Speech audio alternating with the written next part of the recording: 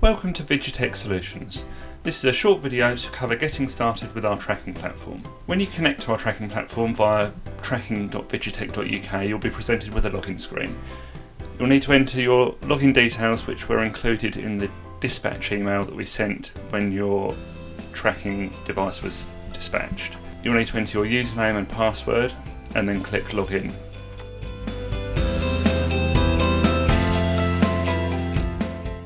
We're first going to start by looking at your setting up of your user account, making any changes that are necessary there and making sure that your password's been changed from what we set it to originally. To do this, go to the settings menu at the top right and then account, and then enter a new password in the password box below. There are some preferences below here. You can select different map views and also a start position for the map.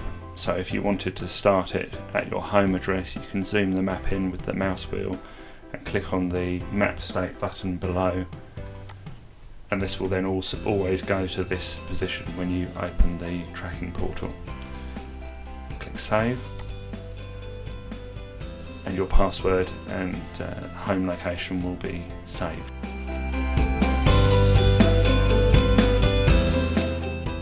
We're next going to look at setting up your device.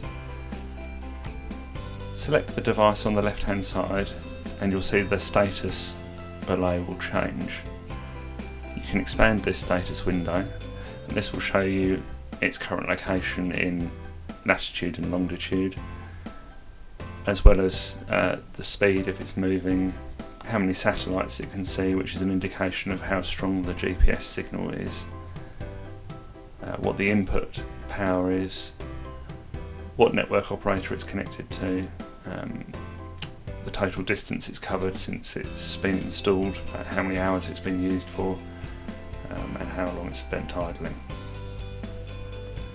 You can change the name and the icon used for your device, as well as some of the other features on the device, by selecting the device and then the pencil above to edit.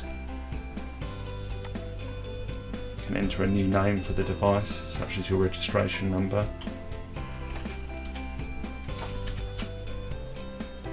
And you may want to select a different icon for the device so that it's easily identifiable on the map as being that device. For example, you can select the car icon. You can also enter details such as the make and model of the vehicle and also a contact name for the person who's driving it if it's part of a fleet. Click save and this will update the details on the map.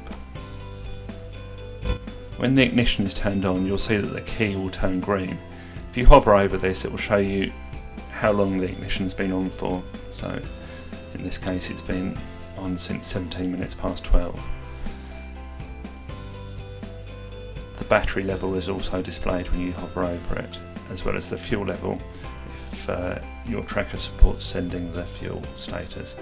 The door status is only supported on trackers that have the CAN bus connection, such as the FMB 140, or if you have custom connections on the digital inputs to show door statuses. An alarm symbol will show if an alarm is detected by the device, such as in this case the power has been cut, meaning that the vehicle battery has likely been disconnected from the device. You may notice that the device changes colour from time to time, for example changing from green to red. When the device is active, as in it's moving or there's an event happening on it that may cause it to talk to our servers, it will be green, but when it's in a sleeping state it will be red.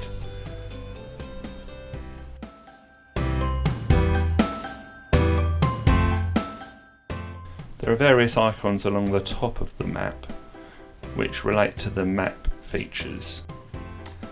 The follow button enables you to follow the vehicle so that the map always stays zoomed in on where that vehicle is. The live routes button will show a trail behind the vehicle while it's moving, so that you can see in real time where it's been for about 1,000 metres behind the vehicle. The accuracy button, if the tracker supports sending accuracy, which is mostly our battery powered devices, this will show a ring around the device on the map to show the approximate area where it might be.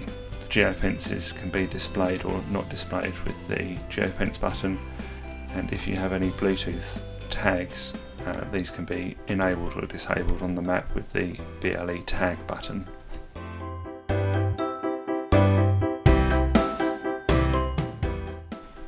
We're next going to look at adding geofences.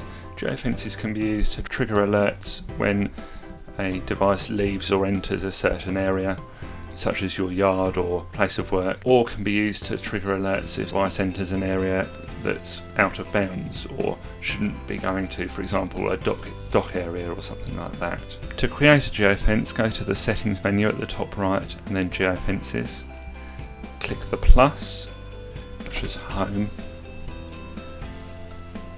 and select the area on the map. You can zoom in to the map to select a specific area, and then the easiest one to do is select the circle option. Draw the circle on the map and click the tick. Click the tick to save the home geofence, and the geofence will appear in the geofences list. And if you select the geofences map feature, you'll see the geofence will appear on the map. Once you've created the geofence will need to be linked to any devices that it applies to. For example, you might only want to use geofences with your fleet vehicles but not plant or machinery, or the other way around. So select the vehicle, select the settings menu above and then geofences, and just tick the geofence that you want to assign to that vehicle. Close the box, and that's now added.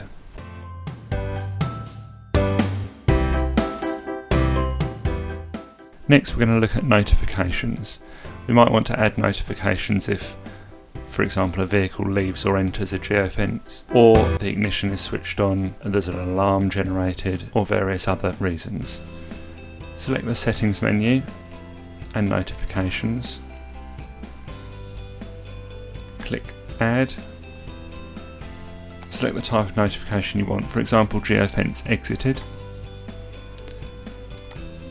Select how you want to receive it, for example, app notification. And if you want this notification to apply to all devices, tick the all devices box. Click save and close that window. If you only want a notification to apply to specific devices, select the device, then the settings menu for the devices, notifications, and tick the notification that you want to apply to that device only.